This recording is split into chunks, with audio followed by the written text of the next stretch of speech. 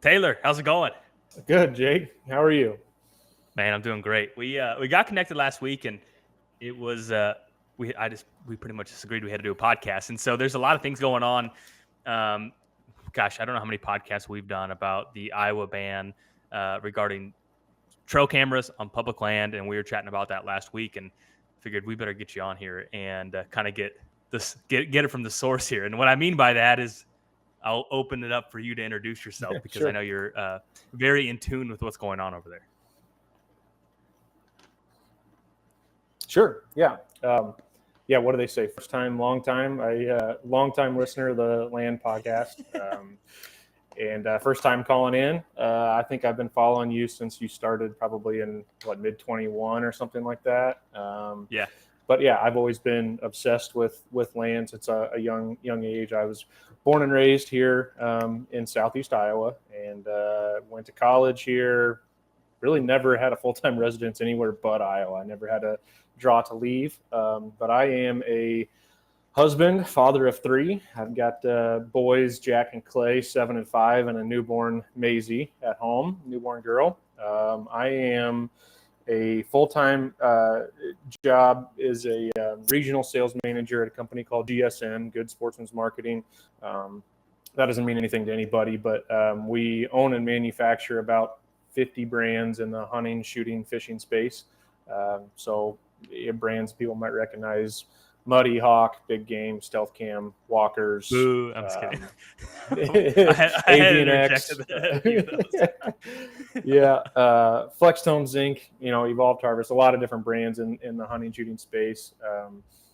And then now we're diving into fishing too. So we've got brands like Yamamoto, the original Rattle Trap, Phoenix, Dobbins rods, lots of different stuff. So that's one of my full-time jobs. My other full-time job, I've been a licensed realtor in Iowa for about 12 years now. I hang my license with Premier Properties Land Company here in Iowa. There's 9 of us agents now covering the state. So that's part of what I got going on. And then as of last year, I was the founder and president of the Iowa Sportsman's Club here in Iowa, and we'll dive into what that is and what we're doing. But I saw a need for that here, and so me and some of my close friends, I have a lot of contacts in the hunting space here, specifically in Iowa, and so we started that last year, and we've been growing that, trying to get that going. And then I'm a landowner. I'm an outdoorsman. I hunt, fish, trap. But I think the thing that I probably have gotten into and more obsessed with lately is conservation and land management, that side of it. I've killed some good deer over the years, and I've kind of gotten to the point where, it's just a lot of fun doing the habitat work and building it and watching them. So that's kind of what I do. Yeah, you're a busy guy, and I think we probably have a lot of similarities kind of with multiple jobs. Kind of the same jobs in some of the same fields here, and obviously a mutual love for land. So that's really cool. And we talked briefly about your land journey. We'll dive into that in depth here. But I think the one thing that I really want to touch base about is there's been a 180 on some of the talks in Iowa, and I just want to take this chance to basically clear the air, because I think there were some misconceptions, and probably some misconceptions that I had and also shared on here too, which Sure. I always provide a preface that I don't really know. I'm just getting the same facts from online, just like anyone else. But what was it ever in effect? What happened? Is it still going to be illegal to run cameras on public, and just kind of the overall standpoint as of today? Sure. So as of today, I'll just jump right to the chase, the heart of it. No, it is not illegal to run cameras on public ground in Iowa. And I think probably what happened here at the beginning, well, I'll start at the beginning. We have a lot of gray area laws in Iowa, and there's a lot of issues that face hunters in Iowa that are, a law can be interpreted differently by different conservation officers across the state. You might ask one and get one answer. You ask another one, you get a completely different answer. And that's extremely frustrating for Iowans and us at the Iowa Sportsman's Club. So we would really like to clear up a lot of that. Now, we really didn't have anything to do with what happened this year in that situation. Our governor, we have a great governor in this state, and she basically said to the DNR, hey, we need to clear up some of these gray area laws. You guys need to make this more clear so that hunters know what exactly you're going to enforce. And that didn't happen with a bill. That didn't happen with subcommittee meetings. Nothing that we were actually involved with had vision on this. But the DNR went in and cleared up a number of different things in their mind. And really, in Iowa, on public ground, it's been a little bit gray on how you can handle this stuff, but you're not really supposed to leave things like ground blinds, decoys, that kind of stuff out on public ground overnight. And actually, if you go back far enough, not really that far, it's my understanding that you weren't really even allowed to leave a tree stand out overnight. You had to put that up in the morning, hang and hunt basically before hang and hunt was a term, and pull it down at night. Now, again, this is a gray area because I've never met a conservation officer that tried to enforce the tree stand thing. But anyway, when they were trying to clean up this gray area stuff, they came out with some new regulations that lumped trail cameras in with ground blinds and some of this other stuff. Obviously, you can't go put a muddy bull blind up on public ground in the state. Like you're not going to be able to do that. But they kind of lumped trail cameras in with all that. And then, honestly, to make matters worse, because obviously that was going to cause an uproar. Maybe they didn't see that coming. I wish somebody would have asked first. But to make matters worse, when they had that regulation change, they kind of took it upon themselves to publicly say, actually, and this also includes cell cameras on public land, you can't use that to aid in the hunt, or on private land, that you can't use that anywhere to aid in the hunt. And what that did, obviously, was start a firestorm. And to tell you the truth, when we got that information, basically the same time you got that information, we didn't know that they were going to do that. So our reaction was, okay, hold on a minute. Let's talk to our contacts at the DNR. Let's talk to the state legislators that we have close contacts with, the ones that care about, our fight, and get some more. We actually probably got some angry response from people and some of our members that maybe rightfully so said, why aren't you guys storming the Capitol with pitchforks on this? Why aren't you guys freaking out like everybody else is? Our stance was always, cameras should be able to be used on public ground. We don't want there to be two sets of laws in Iowa, one for public land guys and then private land guys that can afford to buy ground or lease ground or whatever. You get a whole separate set of special rules. We don't want it to be that way. And so, our stance was always that way, but we wanted to find out more information before we raised the pitchforks and started burning things down. And honestly, a few phone calls later, not necessarily from us, we did make some phone calls, but I think a few phone calls into the DNR from the right people made them, realize, okay, hold on a minute. Let's walk this back. Let's get some more public information, some time that the public can voice their opinions. And they've made it so that for 24, 25, you can use cameras on public ground, and nothing basically changes at all in Iowa concerning that. And I'm sure there will be more conversation going into next year.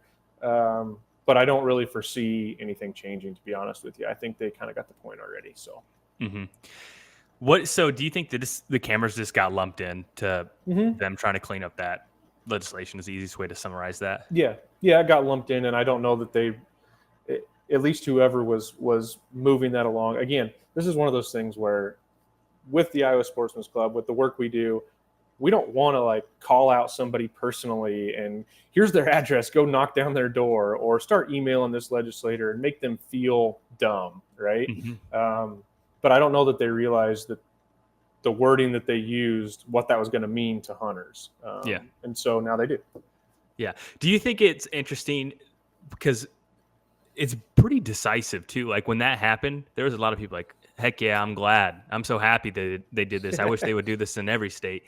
I mean, what with the general people you spoke with, would you say it was split 50-50? Because my perception from reading comments on YouTube, which is a dangerous thing to do, but reading through those, it was like 50-50 of people in favor and 50% against it. Yeah, that might be true. And honestly, when we talk about like the party hunting piece, it almost seemed a little bit like that too. They changed the party hunting law for non-residents, and there was a big outcry. But there was also a ton of people calling in and telling us, messaging us, saying like, "Hey, I'm actually for that." And so, yeah, some of this stuff is interesting. Who all falls on both sides of the argument, but. For example, one of the things that Iowa Sportsman's Club, I put out a survey this morning on our Facebook page, and I think we shared it on Midwest Whitetail, Trophy Bucks of Iowa, basically saying, what do you think is the top issue in Iowa? And here's 7 that people have, given to us over the last 6 months. What do you think? What does the mass majority of hunters think? Because that's the way we'll take it. That's the way we'll push it. It's not my decision on, do I want cameras on public ground? Yes, I do. I think they're a great tool, and I think it's silly to not be able to do that. But it's not really my decision either. The Iowa Sportsman's Club is what everybody here wants. So that's we've got a survey out there. I would encourage people to go look that up and vote. Have you looked at the results yet? I filled it out. I'm on your guys' email list. I filled it out earlier today. Have you seen? Is there early results? I'd be curious to see if there's a front runner. I'm going to guess, and then we can verify. My guess is that it's the $1. Because I read the question carefully, and so what would make the biggest impact for 2025 hunting? And I think that would be the biggest impact. Not that I think some of the other causes on there weren't great though. Sure. Yeah, and that's where it's going to be interesting to see where this comes out, because I think we put 6 or 7 things up there that. All of them, I think, would benefit our deer herd and the deer hunters of the state. But we'll see who everybody thinks is the most important one. But yes, I was going to post those results tonight or tomorrow morning, probably. So by the time people are hearing this, it'll already be up. We're at about almost 500 responses now since this morning. It's only been up for a couple hours. We're at almost 500 responses, and the early leader is eliminate party hunting for all hunters. It's gone for non-residents right now. People want to eliminate it for residents as well. Now, party hunting, I should make clear, you can still do deer drives, but you just wouldn't be able to take your tag. If you have a buck tag and I have a doe tag, I can't shoot the buck and use your tag to put it on it. You can't share tags is what we're getting at there. And so that's the leader, but there is several more that are right there close, and the $1 state is one of them. Yeah, interesting. Well, yeah, it'll be cool to follow along with that. And I think, is there anything else to share regarding cameras and for public land? I felt like we cleared the air here, but your general gut consensus is that how it sits today will probably continue for the foreseeable future. And obviously, this is your opinion, but is that accurate? Yeah, I would say, it is my opinion, but where we're sitting, I would 100%, going to move forward with trail camera on public ground. I could see, just because of the conversation around cell cameras and drones and some of this technology, I could see that cell cameras might, be something that they would want to fire against on public ground. And mainly, I think the argument there is simply because if I'm going into a public park, I don't want somebody taking a picture of me that I don't know who it is and, sending it on their cell phone to miles away, and I think they could apply that to, well, you're in a public area. If you walk in front of a trail camera, they can come get it later, but I don't know that we want people to see where you're at in live time and that kind of thing. So that's not an Iowa Sportsman's Club stance. I could just see that coming up again on the cell cams. And then the drone thing, I think, is something that, will continue to come up over the next few years. But I don't foresee that they're going to take the stance of removing all regular trail cameras from public ground. I just don't see it happening. Okay. Well, I think for those who are in favor of that should have some peace with that. And then for the folks that are bummed, I guess contact you guys and share your opinion. would be what to do there. So because you guys had the first annual banquet at the Iowa Deer Classic. I was out there. Excellent job. Really well done. You guys raised a bunch of money.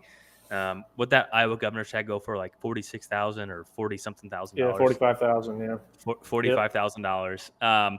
And so there's a lot of work that goes into that, and I feel like what provoked this, because it's a lot of work, and I think a lot of people think, man, I'd like to change our state to make an impact, and Iowa is one of the few states where the hunters are organized enough, or there's enough hunters to be organized to implement what you're doing. So how did it get started?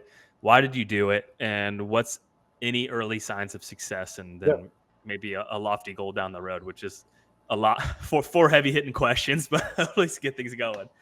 Yeah. Yeah. Yeah, no, to answer that question, we've actually had a lot of success, actually more than what I was anticipating when we started this a year ago. But we have a lot of contacts here. And I think generally in Iowa, we still have a lot of common sense legislators that work in the state. I think in other states, you might run into issues like specifically Illinois, you're dealing with Chicago that is going to cause you issues no matter what. I think in Iowa, we still are very similar in mindset, a lot of common sense legislation. Even people that don't hunt can look at it and say, well, it makes sense. Okay, let's do it this way. If this is what manages the deer herd correctly, let's do it this way. And you got to have some information to back that up. But we still live in a common sense world here. What started the Iowa Sportsman's Club was some frustrations on my part.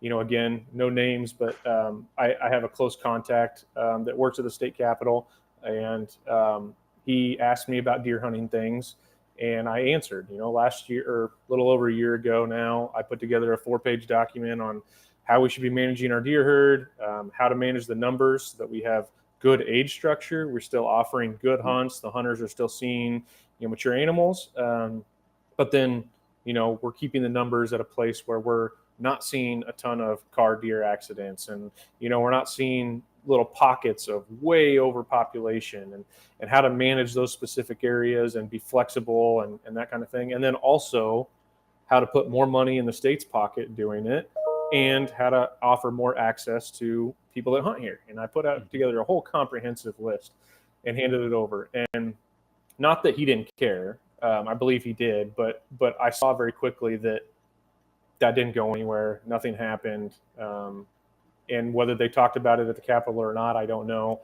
But it made me very frustrated, because I realized if I can go into one of our legislators' homes anytime I want and talk to them about this stuff, but I can't get my voice heard, how could anybody else ever have their voice heard? And so I was frustrated at that point in time. And then, to be honest with you, a couple people entered or came into my life hard right at that same time. Skip Sly, who I've known for a lot of years, but we started talking more at that point. I know Skip's been on your podcast.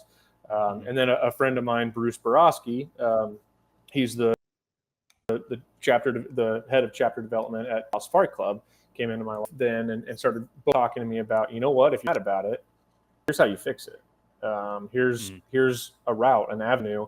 And I'm not very smart, Jake, but when all this came together at once, I just had this light bulb of, oh, duh, this is how we do it. And so basically at that point, created an incorporation, got our 501c3 filed for. We've now applied for a 501c4 that you have to have for, legislation work.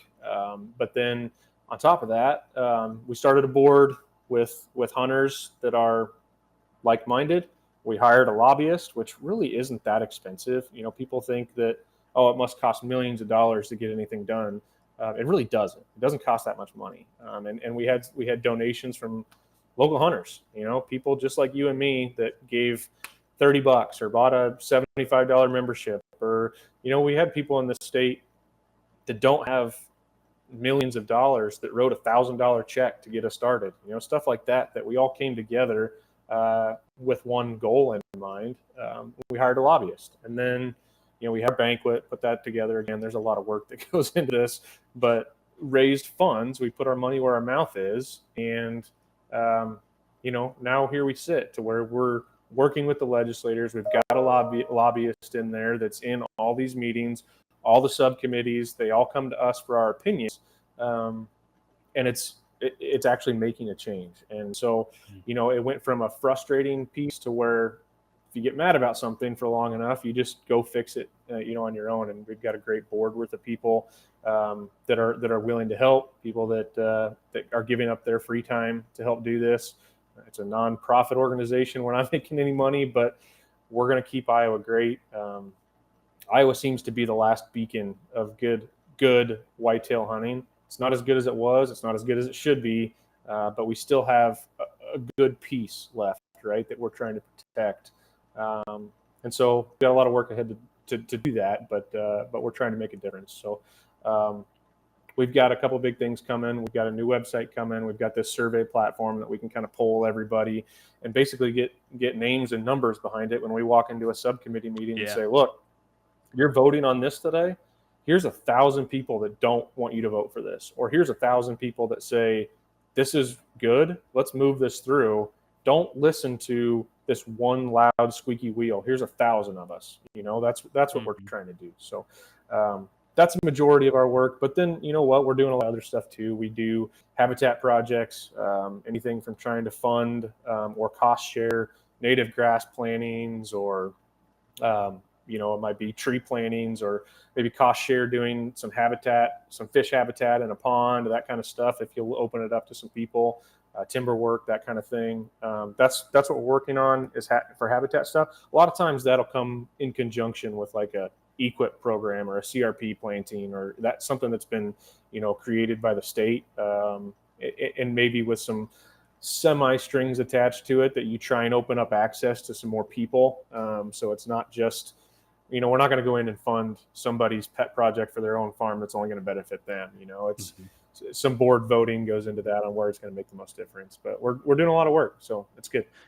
Does Iowa have something similar to Illinois? Has something, I believe it's called IRAP, and what that is basically, as a landowner, you could open up a limited hunting on a parcel, and then you get cost share on some of the same projects you're talking about. So it increases access, and then the landowner, can get cost share to help do projects on a parcel. Does Iowa have something similar to that, or is that something that this would be potentially a vehicle for?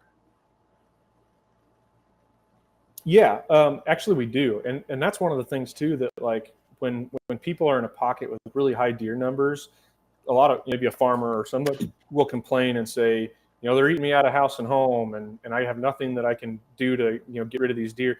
We have several programs in the state to help with that. We have the walk-in program, like you just, laid out. I'm not sure what the financial backing is for that or what they get paid, but if you open up your ground for people to come in, it's registered and all that, that I can go hunt there now. It's privately owned, public use hunting, and you can get, reimbursed for that.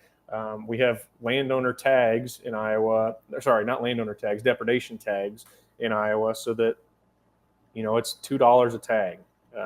You can have a DNR officer come out, look and say, look, my beans are getting eaten down to the dirt. I have way too many deer here and nobody to hunt them. Let me shoot them.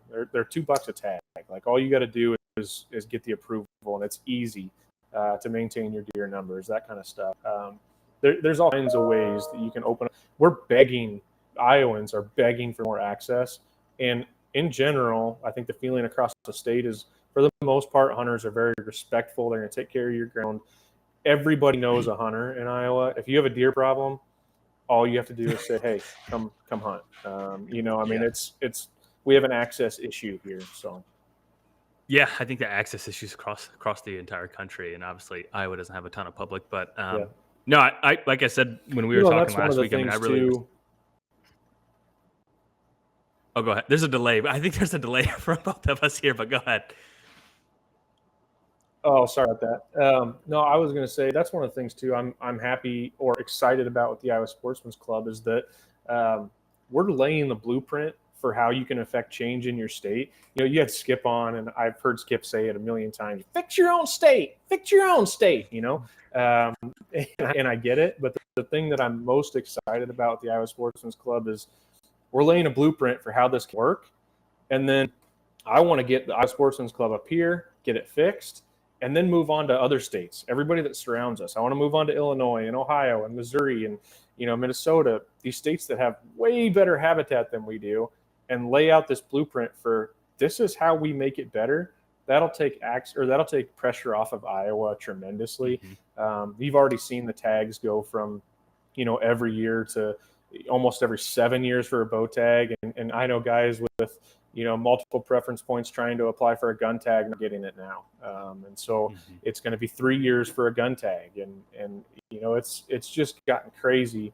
I want to try and help everyone around us once we have this blueprint built to fix everyone around us and make everybody better. So, yeah, I think that's an excellent goal. And I think Iowa will thank you, and then the residents of those states will also thank you, and then also people from down south or out east where there's really not great hunting, they can go to some other states and have a good experience and not have to wait 7 years to draw an archery tag in Iowa. So I mean, it's just really inspiring to me seeing what you guys have been doing in the track that you guys are on, and I think it'll be really interesting to see what things look like 5 years from now, 10 years from now. And I think that if the answer is it's better, it's to great thanks to people like you. Yeah, well, and it won't be me. It'll be our group and the supporters and everybody that basically gave $1 to help fund it. Because it's not my decisions, it's not my money, it's Iowans coming together for the greater good, and that's what you'll see on that survey. Like, it might be controversial, but I put on there going to a $1 state with a floating tag. I would give up a tag personally if that meant that everybody was going to, and the state would keep getting better. And non-residents and residents alike, when they step out into the woods during November, they all have better experiences. And I would give up on that. We got to give up something. We got to protect the resource. So, that kind of stuff is things that maybe people don't want to hear. They don't want to give up anything. But you know what? For the betterment of the resource, for the betterment of everybody, I would be willing to. Yeah. No, I think that's great. Well, if people want to learn more about the Iowa Sportsman's Club, where do they go and how much is a membership? And then I want to talk about your lane journey as well. Sure. You can find us on Facebook. That's probably the best place. I don't know if you looked, but I've kind of been off social media for a while. I try to not be involved, but now since we've got the Iowa Sportsman's Club going, I kind of have to be involved in that. But that's the best place to find us is Iowa Sportsman's Club on Facebook. That'll direct you where to buy a membership, where to vote, where to get involved in what we have going on. Facebook is probably the best place at this moment. Once we get our new website up, I'll maybe direct some more people there, but that's probably the best place to find us. So awesome. Well, so you mentioned landowner, land agent. When did you know you wanted to buy a piece of ground? Because I think there's always not necessarily like a specific time or moment where someone knows they want to have ground, but it's kind of maybe a growing itch, or maybe it is a specific time. What was that like for you? Honestly, for me, probably from like grade school. I knew that I wanted to own my own place. I have a dad that was into hunting, but we got Rocky Mountain Elk Foundation Bugle magazine every month, and we got North American Whitetail every month, and I would just sit and read these magazines. And I loved hunting and fishing. I loved being outside my whole life. We had a small family farm, and I think the thing that probably spurred it on the most for me was that I loved our small family farm, but we had cousins and uncles and everybody hunting together, and a lot of times when I just got my first vehicle, like a 96 Buick Regal 2-door Sport that I'm pulling out there with my bow, and I want to go hunt, and you pull out there and there's already 2 trucks parked there and whatever. And it felt more, it was fine because I think everybody, loved hunting and hunted around each other, but it felt more like public ground probably than what a normal private piece would. And at that point in time, I could still go get access anywhere. Knock on just about any door and you'd get access in Iowa at that point in time. But I couldn't do what I wanted. I couldn't, go when I wanted. I always had to ask. And I've always just wanted to be able to do it my time and my way. And so I knew from a very young age I wanted to own land.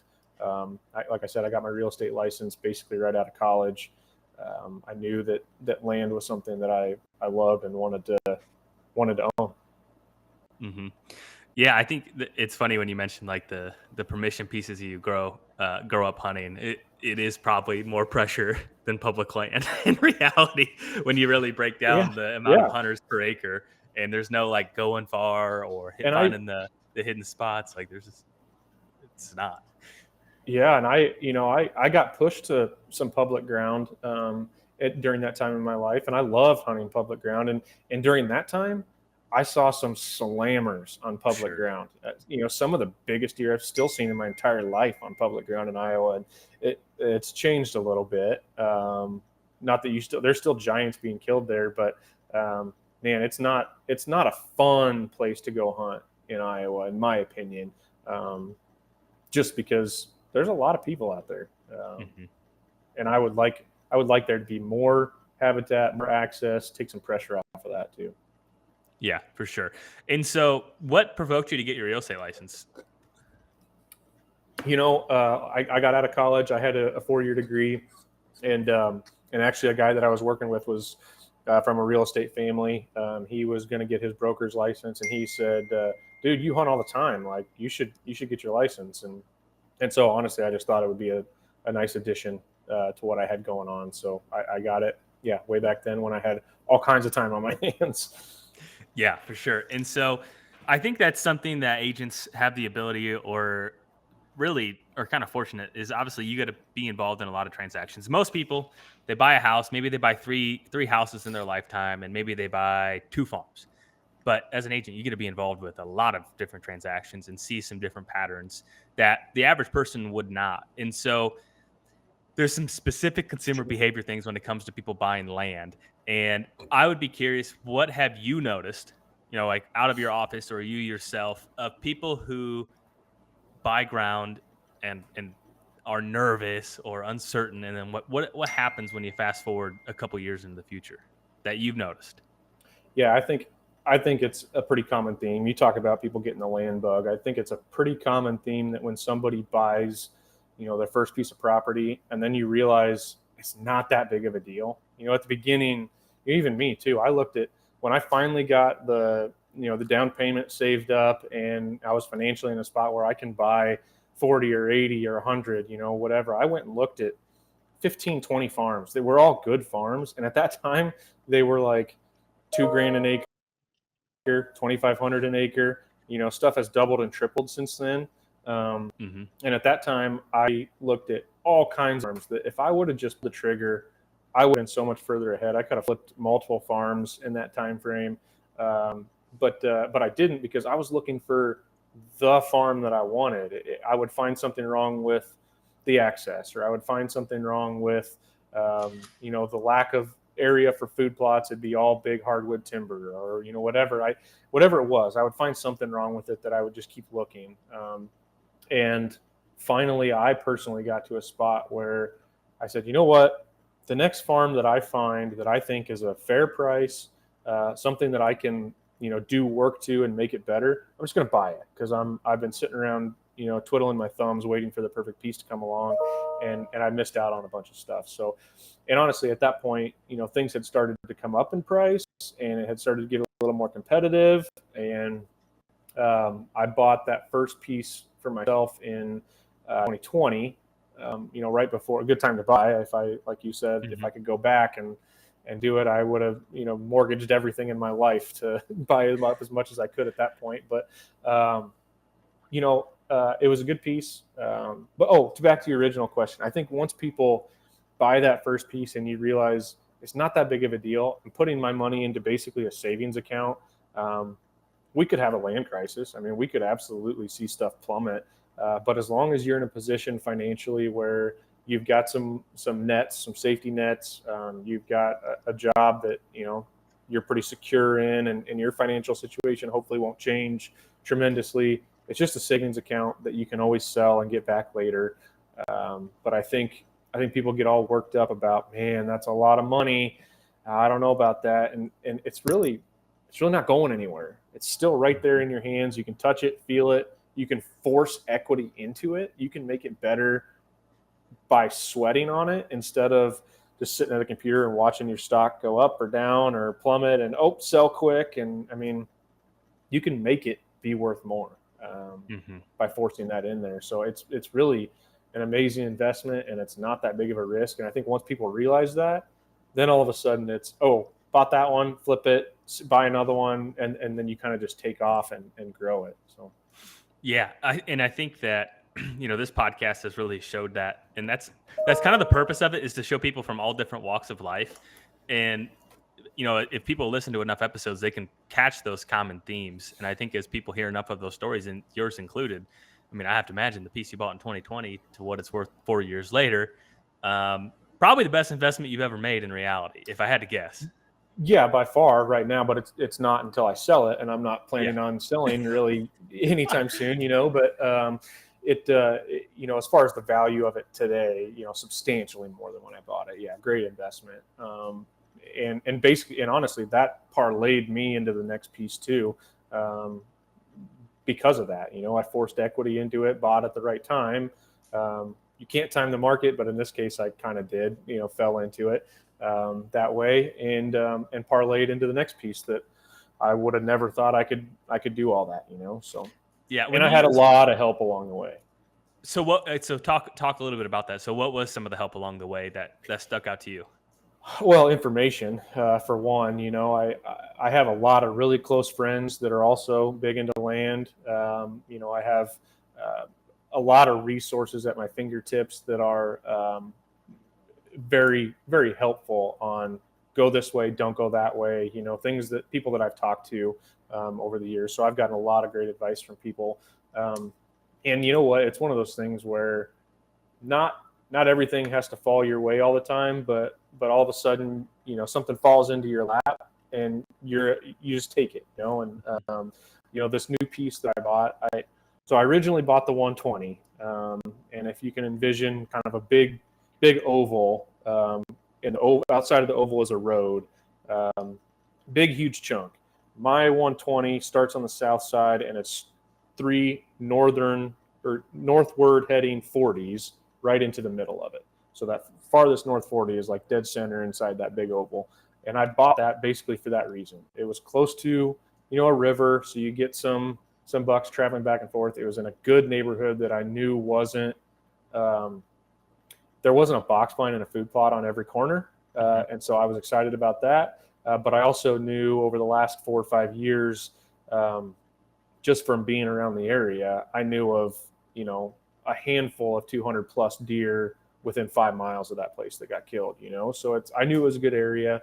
And I just pulled the trigger because it was in the middle of a section, and I thought, I will see what comes through there. And in the meantime, I'm going to do all the work and do the access trails and food plots and, timber work and all that kind of stuff to try and build it up, make it nice. And if it doesn't turn out good, I'll sell it. And it turned out to be really good. But so I bought that 120, and I was basically done. This is what I can do. Forever piece, spend all my cash. Yeah, and that was a thing, and not necessarily a forever piece for sure, but I have no money. I put everything into this, and I can't go any further. And like I said, the market increases and things come your way. You have to be somewhat fortunate, somewhat lucky to fall into some of these situations. And my wife hates the word luck. If she ever listens to that, she won't let me hear the end of it. It's not luck.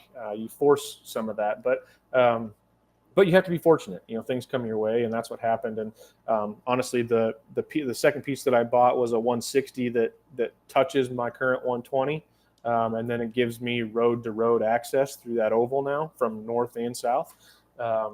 And I was fortunate enough that when that was going to come to the market, I was the first one to call. And I worked very closely with them. We went back and forth for probably like 8 months of me saying, I can't afford it. Like, this is all I can do. Please, I love this place. And it's when you've mentioned it before, but like when you buy a piece, immediately you look across the fence and you're like, if I ever had a chance to buy that, that's the piece I would buy. Because that new piece really is way prettier. It's huge rolling hills. It's got 4 ponds on it. One of them's 7 acres. One of them's 5 acres. There's a tremendous building spot up on top of the hill looking over all of it. It's just a beautiful property. And I said I'd love to own that piece in 10 years. Well, then there I was a year and a half later, and they were wanting to sell. And so anyway, we went back and forth for a while, and finally they said, no, you're not there. We're going to put it on the market and list it, and you can deal with all the sharks and everybody else. And so finally I gave them, my last offer that I could possibly do. And it was like the day before they put it up on the market, they had my offer in. They put it on the market and listed it, and actually had a couple other offers the first day. And I come to find out later, I think those offers were higher than mine. But I had come up substantially, and they said, you know what, we've been working with you for a long time. We know you've got kids. You're trying to get them out hunting and fishing. We wanted to go to somebody who has a family like that. And the other two offers weren't maybe in that same situation. And so they accepted my offer on it. And I'm very fortunate. Now I have to pay for it, right? So that's is what it is. But so what were if you don't mind me asking, like, what were the mechanics of that? Because obviously, like, you prior to getting listed, I'm sure you offered basically what you felt you could afford, and then you had to go a little bit more, probably beyond your comfort zone. So, like, yep. What were the mechanics of that? And the reason I ask is because I think that this happens more times than maybe what people realize. And so I think maybe there's some advice for someone listening that has a 40 and the 80 next to it comes up, and like, man, I don't know if I can do it. What are some options? In my case, again, I talked to you about people being in my back corner that could walk me through. I grew at this point. I've done a lot of transactions for other people, getting them to the closing table, but buying and owning and paying for farms was not something that I had done 200 times. And I have a great banker, and I went in and talked to him a number of different times throughout this whole thing.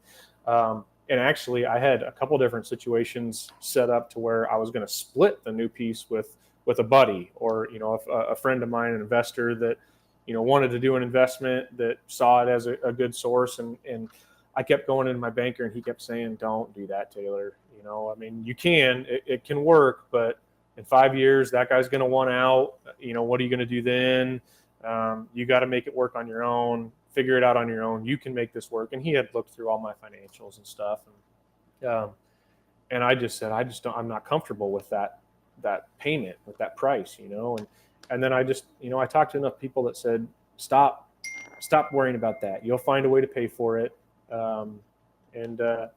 We did. So I'll tell you this, without getting into a bunch of numbers, I came up a lot more than what I felt comfortable with, way out of my comfort zone. But there's a lot of different things that you can do with, fancy banking, I guess I'll call it. I had the house paid off, so we had a HELOC. We did some different things, the value that I had forced into the new property, that kind of stuff. You can snowball it once you get it going. Now that I'm here, you look back, I would have never said that I could ever buy this. I don't make a ton of money. I don't have this huge salary or trust fund or anything like that backing me. I would have told you I could never afford this. And now that you look back, it's really not that big of a deal. And yeah, I'm in debt, but the payment is not that crazy if you're willing to give up things like a new truck every year, or, we don't live in a very big house. I'm not living in a mansion on top of the hill. It's pretty small, and me and my wife, make it pretty frugal around here, and it has to be. But it's not that big of a deal. Yeah.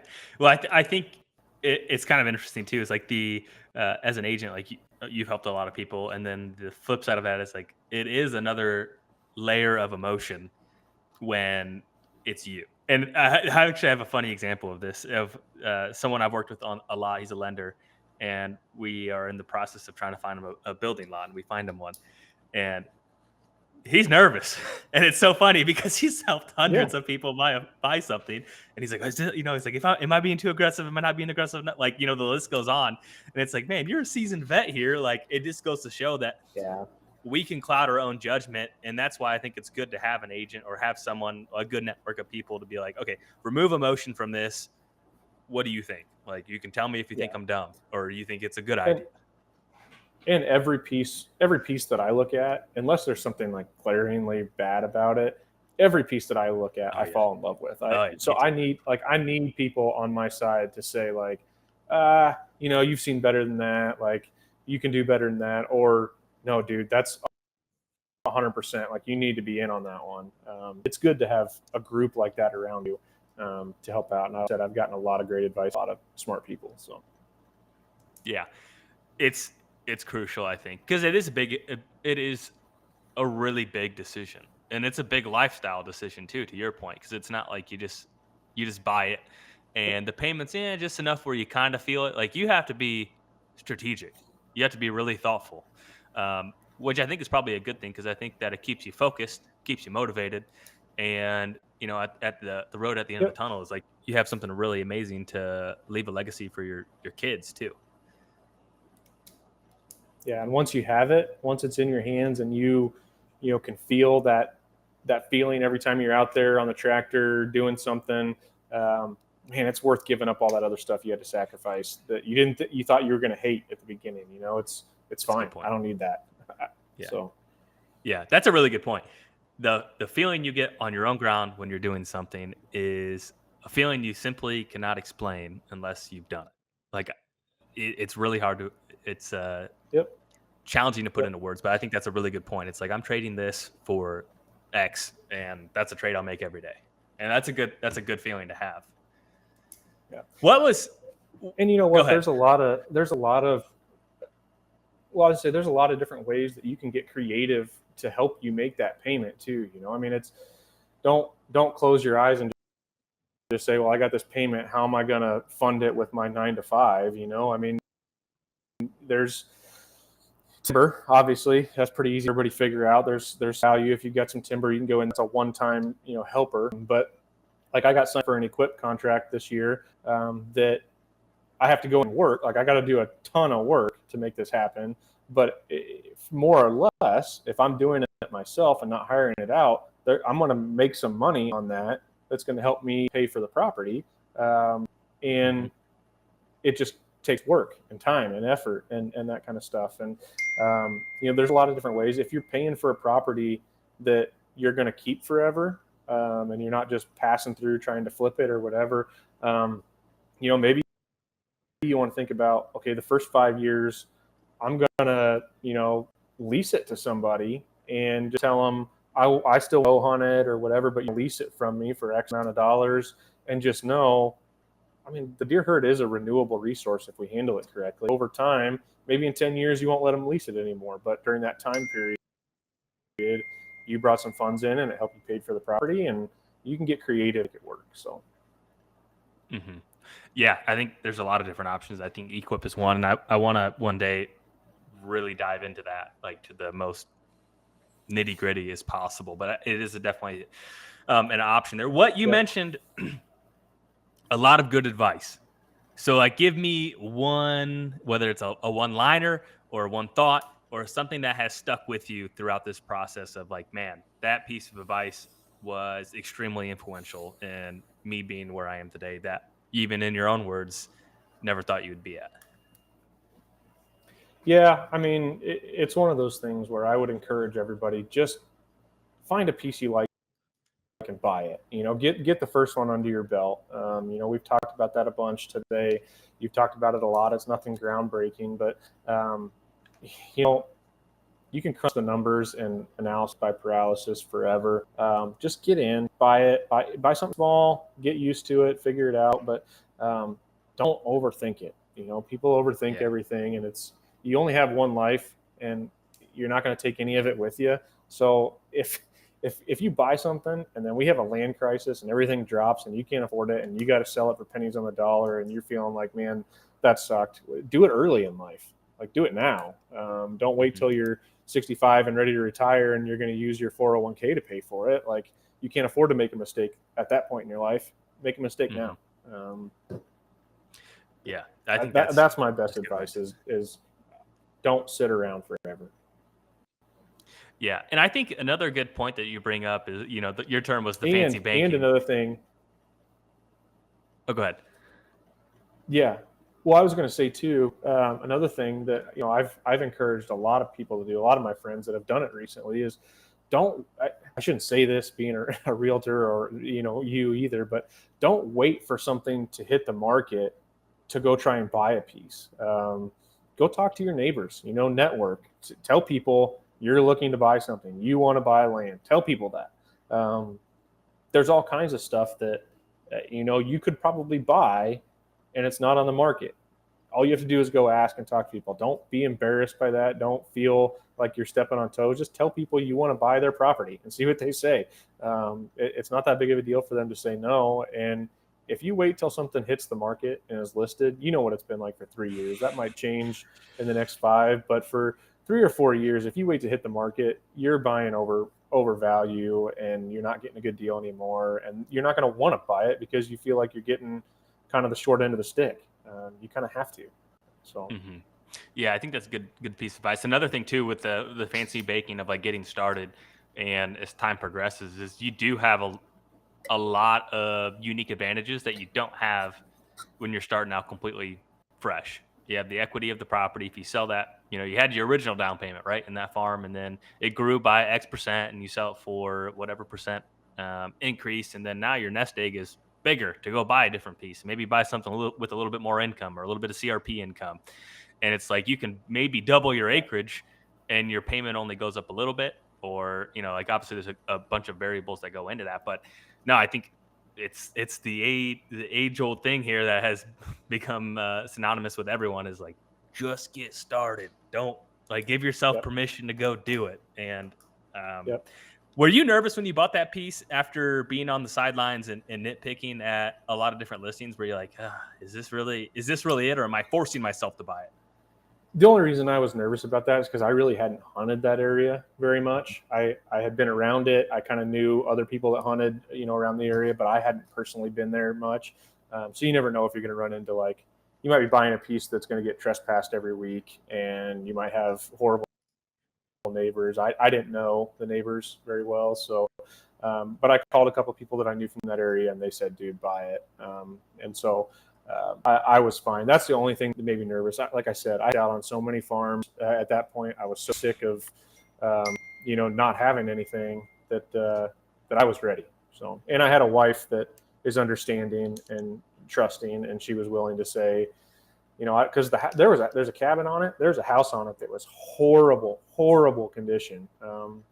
Walking into that, I mean, we completely gutted it and got it set back up to be rented out now, but at the time it was like bad, and she was understanding enough to say, "Oh yeah, that's fine. I can look past that. We'll figure it out." So that's another common theme too, is buying a property with a neglected house on it, because there's that's the only reason I got it. Yeah. Do you think that's why? And why is that? Well, the piece sat on the market for 6 months.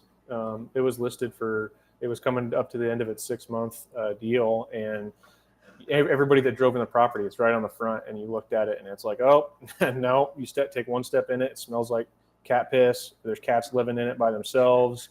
It was horrible. But when you drive past it, if you would drive past it, you could get down through the bottom, and all of a sudden it's like, oh, I can see something here. And there was income on it on CRP, and I thought, you know what, I'll put the sweat equity in and fix it up, and it'll be something special. And now it is. Yeah, I think for people that buy land, we're lucky, we're hardwired to enjoy some of that work. That some people just think oh man, you're doing that's what you do on your free time. And yeah, but there's so much more that goes into that too. Like I know my trees way better now after owning land. I've got a native grass planting that I'm going to put in, and you go around my farm now, and it's like I can point out to you, there's purple coneflower, there's oxeye daisy. My CRP is full of Maximilian sunflowers, which I'd never heard of before, but they get like 8 feet tall, and they're beautiful yellow flowers. American pokeweed is all over, and I can tell you the difference now between switch and Indian, wild rye, side oats, grama. Dude, I didn't know what any of that stuff was, and you learn stuff that's interesting to me by forcing yourself to do that. It's fun. Yeah, it's an added appreciation to a parcel. And then when you go to, let's say that piece you buy isn't exactly what you want, or maybe it's a little further from your house than what you want, you figure out what you really like as well, and a new layer of the ability to look at a piece of ground too, just by doing it. I mean, that's 100%. yeah. But you kind of skipped a step though, going straight to a 120. That's a big chunk for a first farm. And do you think that part of that was from saving? Because I'm sure at one point you're probably, I'm just guessing, like, all right, I can buy 40, and you keep saving, saving, saving, Yeah. I can buy an 80. I'll just be honest with you. Where we're at in Iowa, it probably sounds crazy if you're from Michigan or someplace that's cut up really bad. Like where we're at in Iowa, a 40 is not very big. Yeah. It just isn't, and there was a couple 40s that I liked the looks of, but I didn't feel like I could do all the things that I wanted to do on a 40. And yeah, I maybe did skip a step, but also like in that time frame, I never, people would probably laugh if they saw my bank account, but I'd never leave money like just sitting there doing nothing. It's always invested somewhere. I'm always putting it somewhere. And so, like I told you, we paid off the house like right away as fast as I could. And I was like ready to go for a long time, and to the point where I was a little bit more flexible on if it's the perfect 40, I can jump on it immediately. If it's a little bigger than that, I can still probably pretty quickly move on it, and not have to, worry about it too much. But, then the details start to come in more on income and that kind of thing. But, feeling like I skipped a step, I don't know. I mean, 120 is still just kind of a normal property in Iowa. It's not anything crazy. That's part of the reason why Iowa is what it is. Right. a lot larger landowners. Bigger landowners. Yeah, for sure. That's a good point.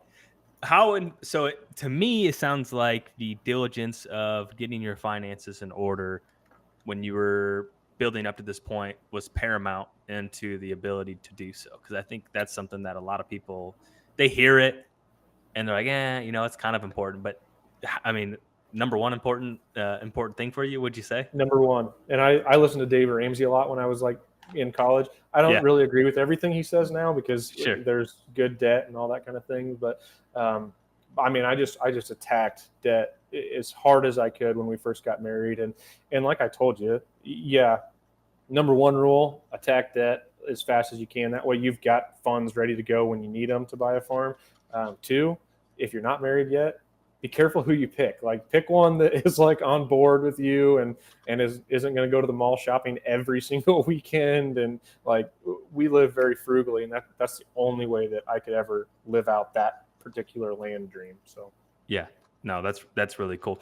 What would be, if you had to summarize, what would be one piece of advice for someone that was like you in 2020 for the next 12 months? And then when I say someone like you, meaning you have some money saved aside, you've kind of been window shopping for a very, very long time, like more than a year.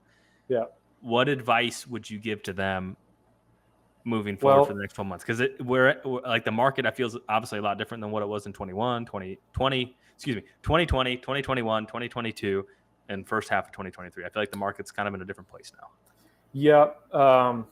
Well, I'd say this: if you've been window shopping for a couple years only, just keep your hopes up. Like it probably was miserable the last couple of years trying to stay on top of buying something, but keep your hopes up. I honestly, things I feel have started to soften, and when I say soften, that doesn't mean like we're going downhill in price, but properties are starting to sit on the market a little bit longer. I don't think sellers yet are willing to take less money. We've seen the prices. There's precedence for what farms are going for, and sellers aren't willing to, wholesale everything. But I think properties have started to sit on the market a little bit longer, which I think is a good thing. Puts the ball back in the buyer's court a little bit. But honestly, I think it could soften a little bit more just in the real near future. And then I think we're going to start going back up again. So personally, I shouldn't say this because I'm going to probably try and pick up some little pieces here and there if I can make it work. But personally, I think the next 6 to 12 months could be a really good time for a buyer to get in and then be able to ride it back up. You're never gonna see $2,500 recreational ground in Iowa again, in my opinion. But I think the next 6 to 12 months is going to be a little dip, a little softening to where you might be able to buy something that's been on the market for 3 months, offer below asking price and get it before we start that climb back up again. Hmm. Yeah, and I think that obviously I think interest rates have played a big part of that for folks that are looking to buy their first farm, where they're crunching the numbers and like, man, I can buy a lot less than what I could have at four Yeah, percent interest rate or five. But um, but you're not going to see 3% interest rates again in our exactly, lives. Like exactly. it's not coming back. They'll never let it go there. They made the mistake, and I think 7% really not that bad. Like historically, it's not that bad. Yeah, yeah. And that's we're all spoiled, is what Yeah. it is. I remember we had a lender on here during those really low interest rates, and I just point blank asked, "Is this the golden age of interest rates?" And the answer is yeah.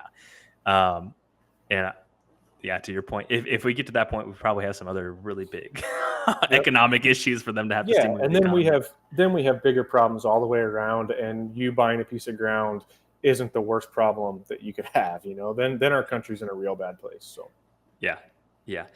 Well, is there anything else you can think of? I don't think so. I mean, maybe next time if I hop on again, we can talk like strictly habitat stuff because that's where I really nerd Yeah, out and geek out. But no, I think that's good. I think, yeah, personally, sweeping back to the Iowa Sportsman's Club thing, I think we're going to do a membership drive next month, like food plot month kind of thing. mhm. So watch for that, and that'd be a great opportunity for people to come check out maybe what we're doing.